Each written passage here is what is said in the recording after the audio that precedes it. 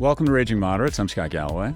And I'm Jessica Tarlov. We're excited about our new Raging Moderates YouTube channel. We're going to be giving you more of what you want, up-to-the-minute videos and conversations, in addition to the Wednesday, Friday pod. So if you're watching this, you're in the right place. You just need to subscribe below and make sure you click the bell icon to get notifications of new videos. And we're also going to be doing more quick hits. When news happens, we come out with a 5 or 10-minute quick hit. Also, we have to get above a certain level of subscribers to start attracting advertisers. Jess has 2 young kids. So if you want to see these kids go to college, please hit that subscribe button now. All right. After months of hesitation, Governor Hochul is throwing her support behind Zohran Mamdani, the 30-year-old Democratic socialist who stunned Andrew Cuomo in the primary. She calls him a leader focused on making New York affordable, even as President Trump hinted at punishing New York with withholding federal funds for endorsing him. Jess, why do you think it took her so long, and why are other Democratic leaders still holding off?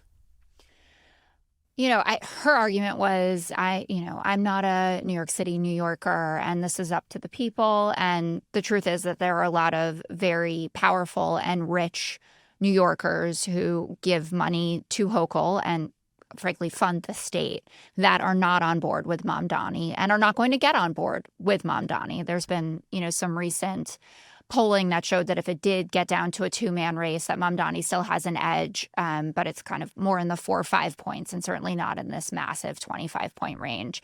And so I think that Hochul was kind of, hanging back and seeing how this developed and also waiting to see how he was going to become a general election candidate. And he has moderated on a few things. He was on with Al Sharpton, and all the credit in the world to Al Sharpton for really pushing him about the safety and feelings of the Jewish community and got him to give the most full-throated walk back, I guess, of, the people that he kept company with and saying, or being okay with phrases like from the river to the sea or globalize the intifada. And he says, I understand now what it means and how threatening it is. And I will not engage in any sort of discourse that allows that or where that's said. He also has said that he is going to apologize for calling the NYPD racist back in 2020. But Hochul's point that I think is the most important is that she said that she doesn't want a mayor in New York City who's beholden to the Trump administration. And it's very clear that Andrew Cuomo and Eric Adams both would. Adams, if he's waiting for his ambassadorship in Saudi Arabia, I don't know. But, Cuomo's people who are advising him have met with the Trump administration about this. Everyone is trying to jockey around a way to subvert the will of the people. And, Mamdani was not my choice, but you have to respect the democratic process even when it doesn't go your way.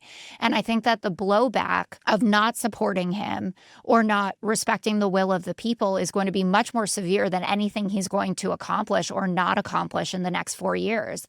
And it sends a very bad message after 2024 when so many people were saying, hey, Biden isn't up to this. This isn't right. We should have had a primary. And then you go and tell them, oh, you guys really like this guy and you overwhelmingly turned out for him. And all of these groups that I didn't expect to support him actually did. Well, you know what? F off. I'm going with the guy that Donald Trump is more comfortable with. Yeah.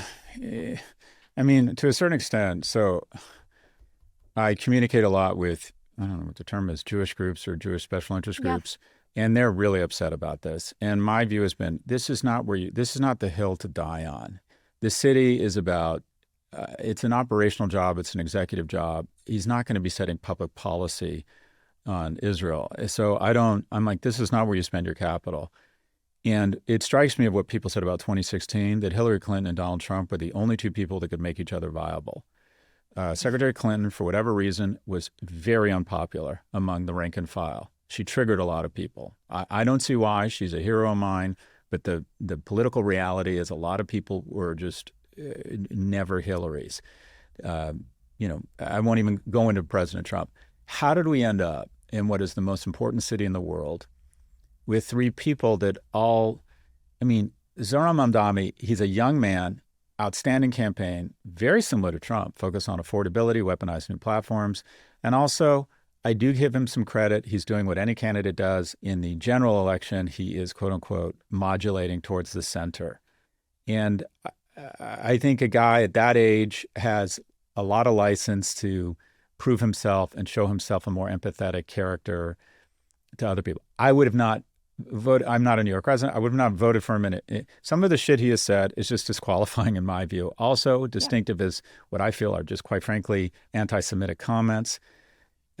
His socialist tendencies are really, in my opinion, incredibly off-putting on an operational level. He wants to increase the amount of housing that falls under basically rent control, which has been proven not to work. There's supposedly 8,000 units in the New York Metro that are held empty by the landlord because they don't want to let someone in. They can't get out because of the rent control rule. Rent control does not work. Rent control is literally the last form of housing discrimination under the auspices of thinking it's going to increase affordability. No, it doesn't. It decreases stock. The idea of government-sponsored food lines effectively is what these government-run grocery stores. If there's one business we want to leave to the private sector, it's grocery stores. They operate on razor-thin margins. They're run by local entrepreneurs or companies with big scale. That is the last bit. You want the people from the DMV picking out your produce and figuring out a way to get you the right tomatoes at the right time and then operate on 4% margin. It's just a stupid idea. So I do not think his policies make any sense. He's a fantastic candidate, and unfortunately, these are the only people that could have made each other viable. You have essentially the mayor. I thought the whole thing with Turkey and under the influence of the foreign government, quite frankly, I didn't think that was as big a deal as it was made out to be. I think that every day there's a pay for play in D.C., and what he did, in my view, was wrong. I don't think it was nearly the level of criminality we're seeing across the current administration in D.C. every day. Having said that, when he then sold his soul to Trump and basically said, wink, wink, I'll let you come in with ICE in exchange for you agreeing to either pardon me, not prosecute me, or potentially give me a job, that's just bullshit. We don't need the mayor of New York cutting backroom deals to avoid the Southern District prosecuting them. That is disqualifying. I think Cuomo is actually a decent politician. I probably would have voted for him. I was supporting a guy named Whitney Tilson who never got any traction. But Governor Cuomo resigned under a cloud of controversy. And these are our choices. So we're in a difficult spot, but I also don't understand why Governor Hochul couldn't have just said, I don't like any of the candidates, and I'm not endorsing any of them. I'm going to let the people decide. Well, she tried that for a while, and then she couldn't do an interview without someone asking her about it. And I think that she wants to put pressure on Jeffries and Schumer to endorse him, say something. Well, Jeffries even, he's a New York City voter on top of it.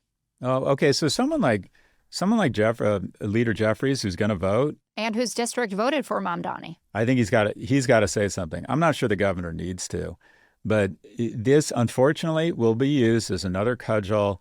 Trump and the Democrats are going to use these ideas to say this is ground zero for Democratic politics, arguably is New York, and you have a socialist who has made uncomfortable anti-Semitic remarks in the past or has shown too much empathy for, I would say, anti-Semitic rhetoric, and is essentially proposing economic policies that might be well-intentioned, as most socialist policies are, but that is not what New York is about. New York is full-body contact capitalism, and I think we should be proud of that. We spend a shit ton of money, we make a shit ton of money, and and so is America, folks. We are about a certain degree of winners and losers. What's so frustrating is the greatest city in the world, and it is the greatest city in the world. These are the three candidates we come up with. Anyway, I'm frustrated that only these three people could make each other viable. Yeah. And I'll just say that one of our faves, Tom Swazi, who is a Long Island rep, so he wouldn't be voting, but he said, I'm not endorsing him. While I share his concern about the issue of affordability, I fundamentally disagree with his proposed solutions. Now, easy to say, you're out on Long Island, you also need to protect a swing seat. But that sounds right to me. Yeah. I think that's how a lot of people feel about it. But this is the decision that lays before you. And I think that Governor Hochul smartly decided that she would rather be on the side of the people versus on the side of the Trump administration. That's an easy choice at this point. That's a fair point. All right. Thanks, Jess. See ya.